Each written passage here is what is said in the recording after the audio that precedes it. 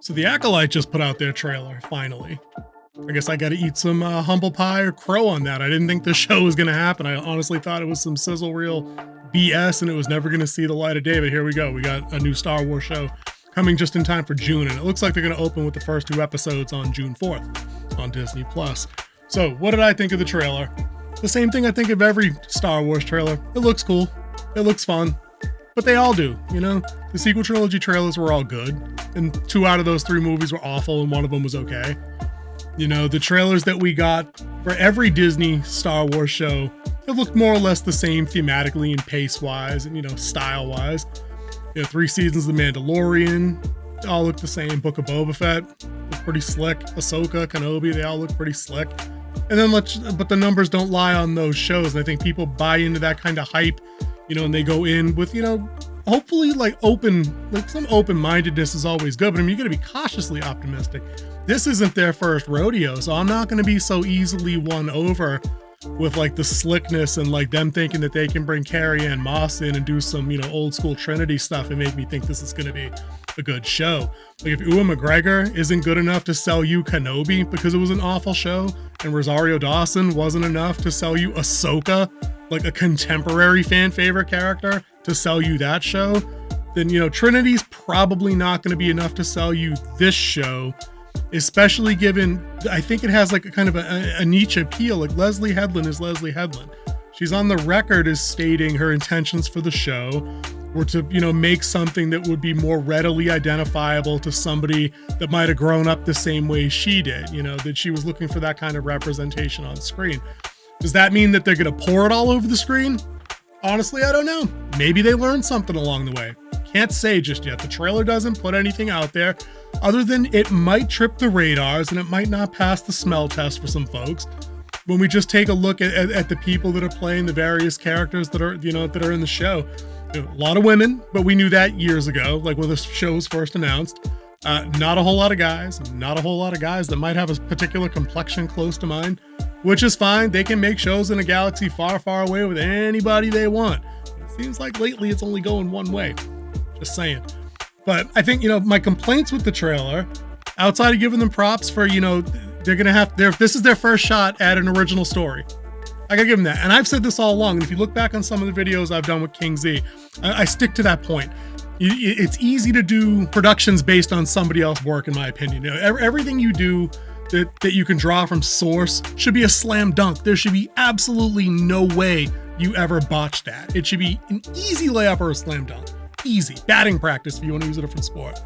But they failed time and time and time again, and the numbers bear that out. Those are discussions for other days, older times. Like the comment sections everywhere in various videos, bigger channels that have the numbers on lock, like Valiant Renegade, those kind of channels, can show you demonstrably that Disney saying they're profitable after Star Wars with this IP is nonsense.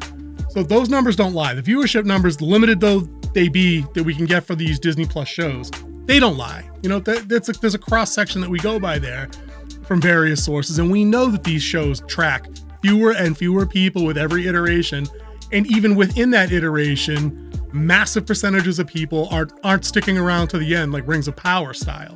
So people show up with open minds, and they want to see things that they hadn't seen before, be told a good story over those first 2 episodes. But time and time again, Disney does not deliver on the goods for a great number of people. Now, let's be real. Some people will enjoy the show, and that's fine. You guys can like whatever you want to like. In fact, I don't think there's anybody out there telling you can't like it. I think we're just saying don't be disingenuous the other way and try to delude yourself into thinking that no fewer than 50% of people aren't going to like this show. You know, there are browser extensions out there you can run so you can still see the likes and dislikes on YouTube videos. And at the time of making this video, the Acolyte trailer on the Disney site was sitting somewhere around 135,000 upvotes or thumbs up, which is great for their channel. They usually actually don't get that kind of traction over there for a channel of like 9 million subs, whatever it is. It's got 135 or so up and about 145 down. So this is like TLJ split right there. And that can't feel good on their end going in if they're being any kind of honest or authentic in what they were hoping for would be the feedback to this initial trailer. It's 50-50 right now with most people that you talk to online or that you talk to in real life.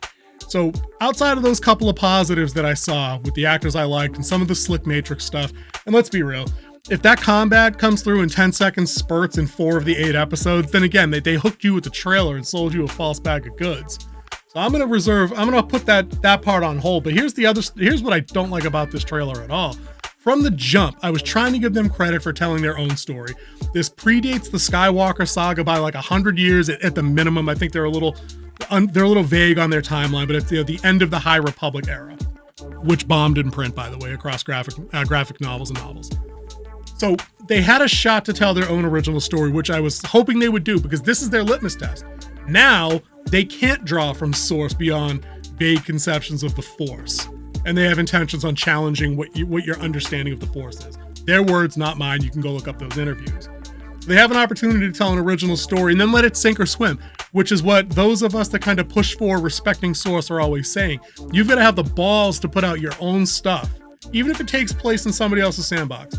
You got to have your own stuff in there and play it out just to see how it goes. And if you're going to involve canon, you need to respect it. If you're going to ignore it, you still got to respect it and not break it in the future, which is what all these prequels tend to do. They tend to undermine everything that happens. Case in point example, in the Kenobi show, we get him fighting Darth Vader 47 times before they meet in A New Hope, which retroactively makes that not as cool. It makes that not as impactful if you've already fought 135 times in various iterations and you let Vader escape 4 times and don't kill him and prevent mass galaxy genocide. That's on you, Obi-Wan. That's a you problem, dude. But here, this trailer, 5 seconds in, opens with the Obi-Wan quote from A New Hope, where he's telling Luke after he's training on the visor with the blaster droid, like, you can't trust your eyes, they'll deceive you. We must not believe them. Like, verbatim aping that quote. I'm like, dude. So now that means that it's not a cool Obi-Wan quote. It means that some other dickhead said it 200 years ago and he did it first. Like, no, you had your shot and you blew it. He could have said anything in training the younglings that sounds all Jedi-wise like and, insightful, but you didn't. You very specifically lifted a quote from an old movie to use in your place, and that's kind of just weak sauce there. So you're not telling an original story, and it makes me wonder what else they're gonna drag in there and say, oh no, well we had these characters do it first, and then it was a hand-me-down to the original stuff. And I'm not here for that, man. So this is just a teaser trailer. I mean, it's like a minute long. I'm gonna run it in the background here, like I did with the Crow video, and you guys can check it out for yourself. It looks slick, it looks stylish, but the Book of Boba Fett looks slick and stylish, and we were told it was going to be one thing and then it was something else. So at this point, why should I believe it'll be anything but that again?